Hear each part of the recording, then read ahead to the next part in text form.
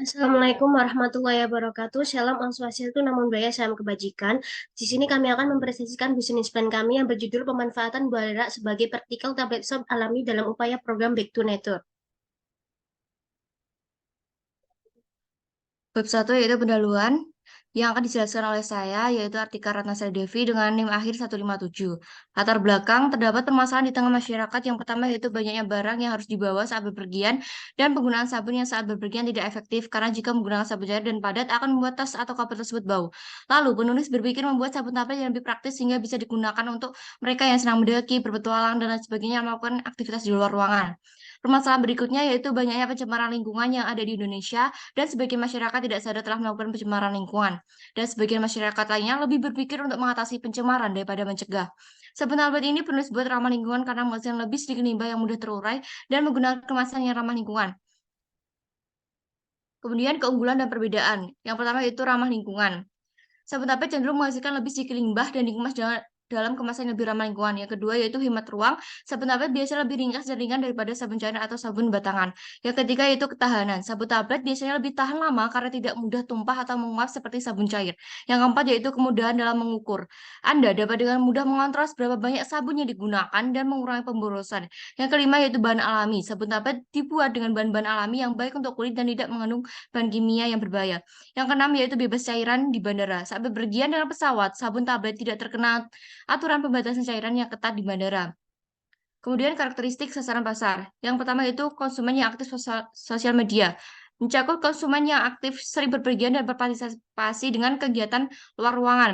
Yang kedua itu pemikiran lingkungan. Konsumen yang peduli terhadap lingkungan dan mencari alternatif ramah lingkungan dalam produk perawatan pribadi. Kemudian yang ketiga itu konsumen dengan kulit sensitif. Sabun tablet yang terbuat dari buah lera yang lembut pada kulit dapat menarik konsumen yang memiliki kulit sensitif atau alergi. Yang keempat yaitu pasar kosmetik organik. Konsumen yang cenderung memilih produk perawatan kulit yang terbuat dari bahan-bahan organik atau alami. Yang kelima yaitu kelompok ekonomi menengah ke atas. Pasar sasaran dapat mencakup kelompok ekonomi menengah ke atas yang mencari produk perawatan pribadi berkualitas tinggi dan mestinya membayar lebih untuk kualitas dan kepraktisan. Yang keenam yaitu pasar global dan ekspor. Sabun tablet yang mudah dibawa dan ramah lingkungan dapat menjadi daya minat tarik pasar global. Kemudian selanjutnya akan dibawakan oleh rekan saya. Saya Ren Afariski Purwoko dengan NIM akhir 258 menjelaskan bab 2. Kondisi umum lingkungan menurut data mencatat bahwa populasi buah lera di Kediri sangat banyak dan Kediri mampu memasuk 6 ton buah lera setiap bulannya. Populasi ini terbesar di wilayah kecamatan Sumber Uringin dan Kecamatan Grongkol. Besarnya potensi panen hasil dari buah lera membuat penulis ingin mengambil bahan baku buah lera dan dari daerah Kediri untuk memaksimalkan limbah serta sumber daya yang ada.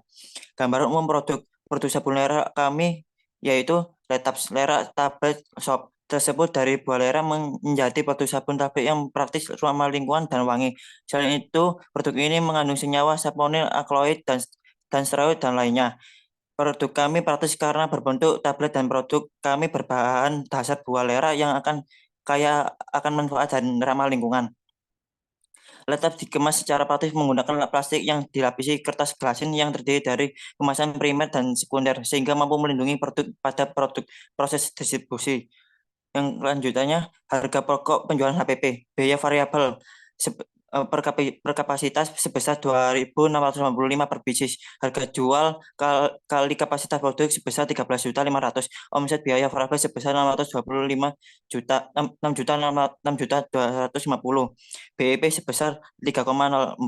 Selanjutnya akan dilanjutkan teman saya.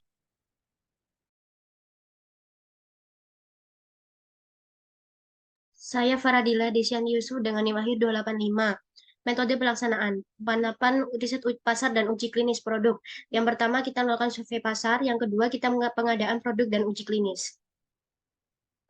Lalu produksi, melakukan sterilisasi dengan mencuci tangan dan menggunakan sarung tangan, menyiapkan seluruh alat dan bahan, kupas dan bersihkan buah lera, ambil biji dan letakkan dalam wadah, rendam biji buah dalam air hangat selama beberapa jam, campurkan larutan saponi dengan bahan pengungsi seperti minyak kelapa atau zaitun, tambahkan pewarna dan pewangi, lalu tuangkan campuran sabun cair ke dalam cetakan tablet, biarkan sabun mengeras dan mengering. Setelah sabun mengeras penuhnya, keluarkan dari cetakan, masukkan sabun tablet ke dalam kemasan untuk menjaga kelembapan, lalu produk siap dipasarkan. Pengemasan dan labelisasi.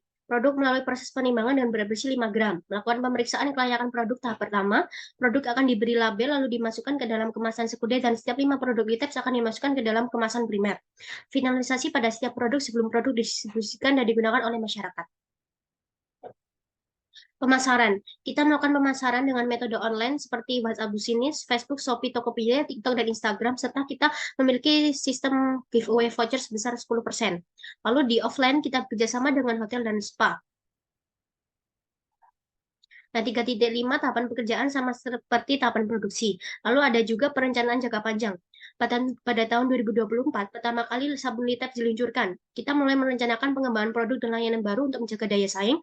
Pada tahun 2025, Liteps meluncurkan varian baru, membuat satu barang dengan ciri khas yang menarik dan unik.